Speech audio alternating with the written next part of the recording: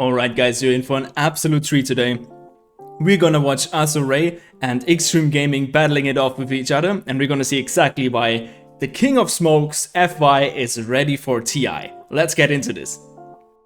Before we get into the smokes, I'm gonna show you a couple of plays FY managed to make before he has even level 6. In our very first clip, we're gonna see him rotate from a finished void kill towards the mid lane. And he's only level 3 by now, but he's heading for the Razor. He's pinging the Razor, he's pinging out his location, he's setting a ward, and this is a theme that we're gonna see all the game around. He's placing ward in the areas where he wants to fight, really unpredictable and early wards. He's going for it, he invites his teammates to join the kill, even though he's just level 3. He clears the space around him, traps him, gets him, and the kill is through. This is one of many successful initiations that we are going to see from FY, an absolute monster. And this is the last clip before he's level 6. So he's here to stick around the tower, just to be in the area and see if he can get any spells out. As you know, he's playing really aggressive even at the beginning, and here this is beautiful because he's level 5, but he's on the edge to getting level 6. So he's sticking around, and as soon as the kill falls, he's looking for the enemy target, and as you can see, he's pinging it already. Instantly he's pinging the Enchantress, he dives even beyond the tier 1 tower, catches the Enchantress, beautiful, and that immediately leads to a tier 1 tower. So he chose the fight because he knew his power spike was really imminent, and instantly he turns it into one of the most amazing and important objectives in the game, which is the tier 1 middle tower. FY just finished a kill, dewarded the area, and now we're gonna watch and see why he's making a smoke play. But we're gonna do it a little bit different because we're gonna watch the clip first from his perspective, and I want you to think about why he's going for the smoke and what kind of decision he's making in his head right now. So he sees this Invoker, the Invoker's getting gone on. Alright, fair enough. Invoker tried to ward, they had vision, he got killed. Nothing much you can do. Now he's playing here in this area, and now he's watching top. And I want you to think right now what's going up in his mind. What is he trying to do? He's sitting back. He's looking in the shop. That's what we can see from his mouth movement. And what's happening here? He pings this location. He pings that area. And he's moving towards it. Why is he doing that? I'm gonna let it play a little bit longer. And then I'm interested to see if you came up with the same solution and to hear your thoughts from it. Now he's pushing out mid. Why did he decide to push out mid? And we're skipping forward a little bit. He's smoking with 3 of his heroes.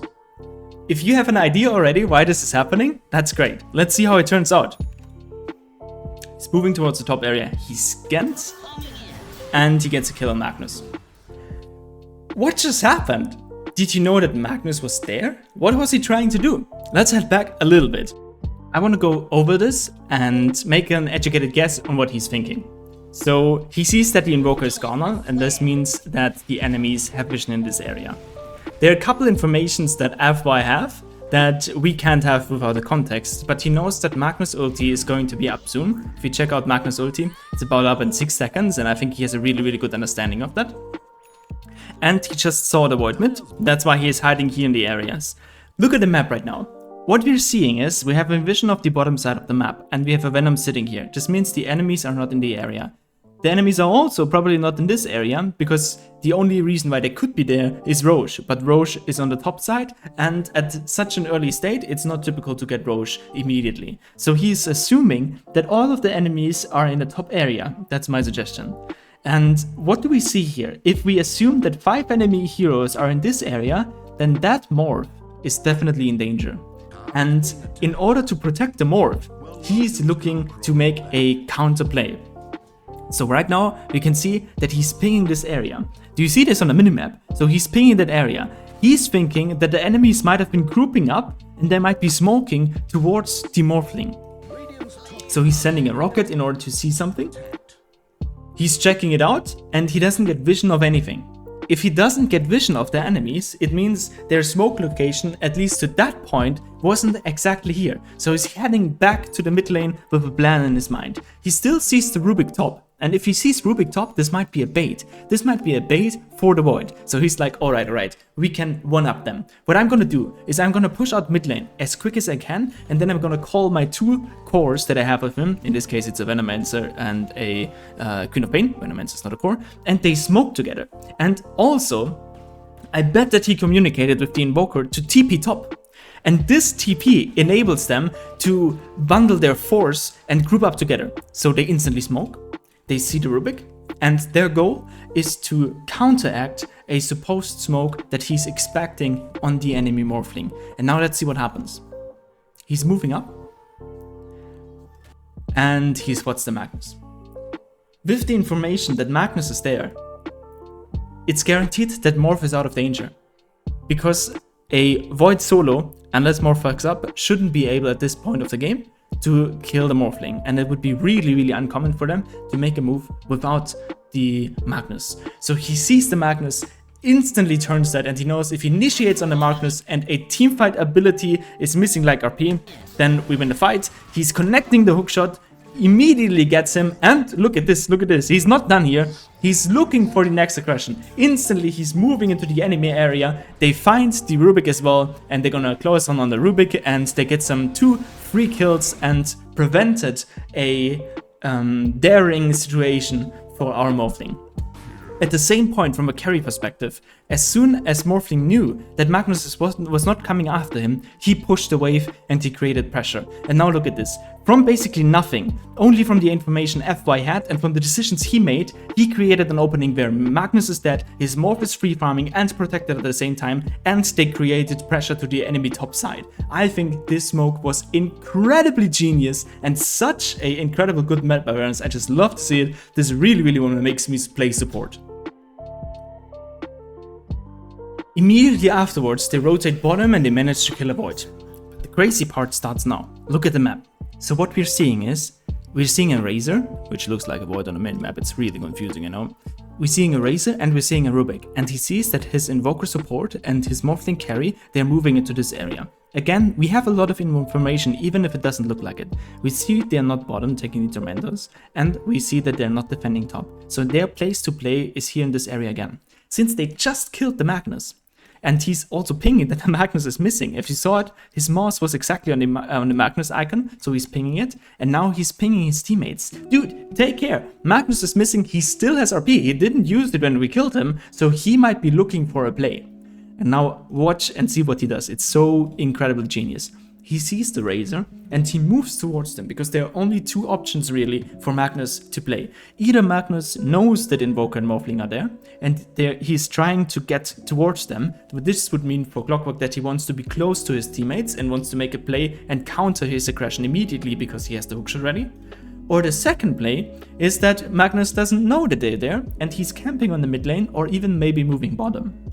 And even in that scenario, Clockwork wants to be here to break the smoke, and even if he's just feeding, he could break a smoke and completely take out their aggression, create free farm for the Morph again. So in any case, he wants to move in this area.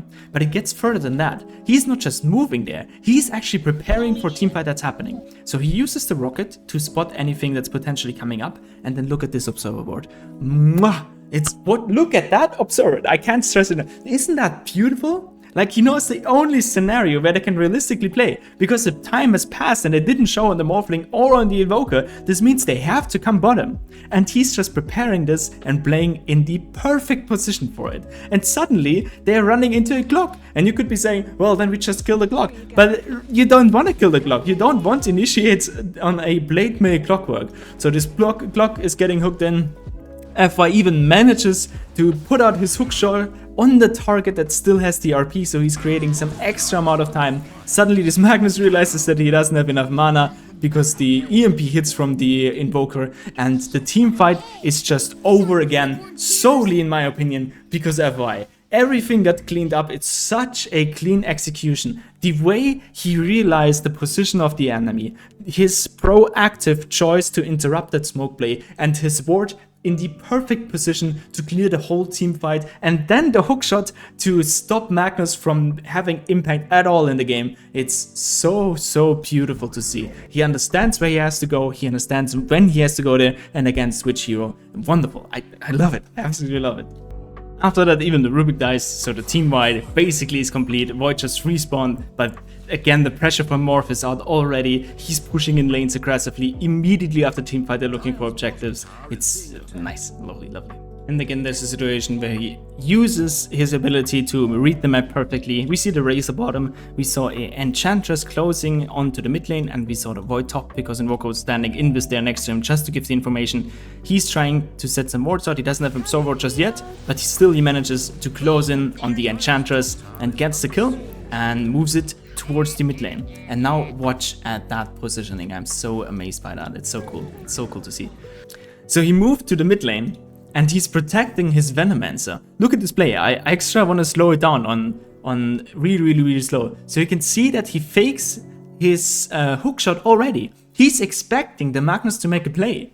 He's looking for the Magnus and he's expecting it to make a play. So he uses his hookshot. He's faking his hookshot already just to be ready. So as soon as Magnus would initiate, he would be immediately there to counter-react that. He's so incredibly proactive. He doesn't only get the kills aggressively, he knows that smokes and his ulti can be used aggressively and defensively and just demonstrates it beautifully. Now he sees a Rubik reacting to this and he thinks like, well, what happens if I initiate here? If I initiate here and if I catch the Rubik, Magnus is not gonna kill me. Magnus is not gonna waste his RP just for support. And even if he does, that's still a win. So he decides to instantly flash the Rubik with his rockets. He of course gets the hookshot and doesn't get blocked by the creeps like I would. And gets the kill, connects it, and has a lot of more space that he can play around. And he just snowballs like that. It's amazing what he can do on this Clockwork. And then just a little bit after this, we can see them resetting.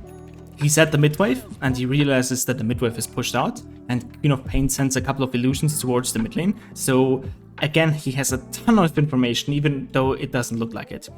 The information he has is that they're not in the top area, they're not around the enemy invoker, they have to be in the bottom side. They're probably not at this area yet, because he just saw them at the mid lane. So what is he thinking? There could be a situation where they're just taking the Tormentor. This could be happening, but the reason why that's not happening is because Enchantress is showing on the lane. If Enchantress is showing on the lane, the probability that they're taking Tormentor is really low. So they have to be doing something. They cannot all be sitting and farming in the triangle, so something is up, something is cooking, and he smells it. So he's moving. Look, isn't that amazing? That's so amazing for me to see.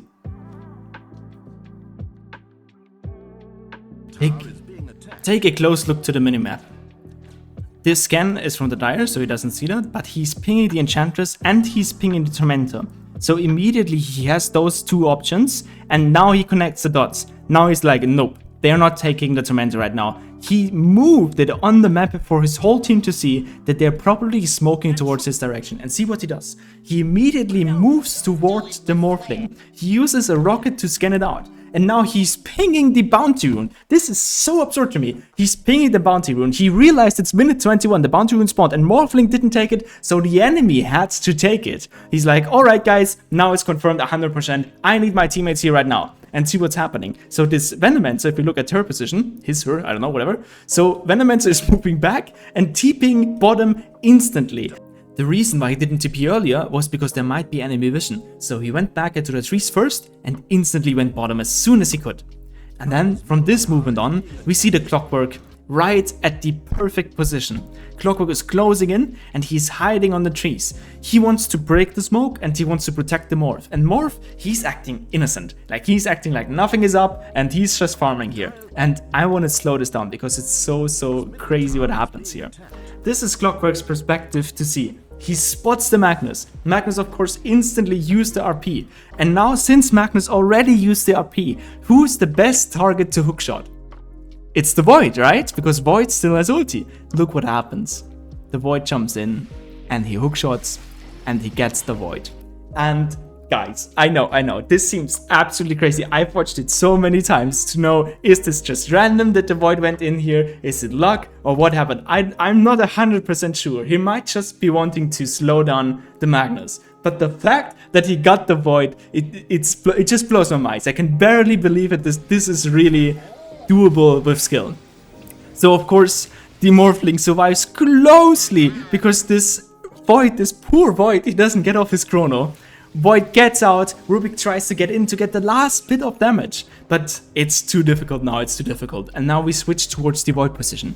Void point of view, look at this. So Void is saying, alright, we just fucked up, we didn't get the morph, do we still go in? What's happening? Oh no, look at this clockwork is closing in on my Razor and on my Rubik. What do we do? Maybe I can find the chrono. He's like, look, I want to get those two people in the back. But see what they're doing. This Morphling is like, no, nothing's happening here. Suddenly everybody's out of vision. The only dude that he sees is a plate-made Clockwork who used all of his spells already. It's so difficult to fight in that. So he's like, alright, nope. You see him turning to the backside. It's like, what can we do? And suddenly this Morph shows up again and they go back in. The Sonic screen comes in and this team fight is just over. The execution that was needed to make that this perfect from Clockwork is just insane to me. Absolutely insane. Magnus TP'd out. He was in the fight, of course. He TP'd out. He did the only right thing. Hashtag space and clear some creep waves. Crazy gameplay by FY. And then we head into the very last clip. He's setting it up.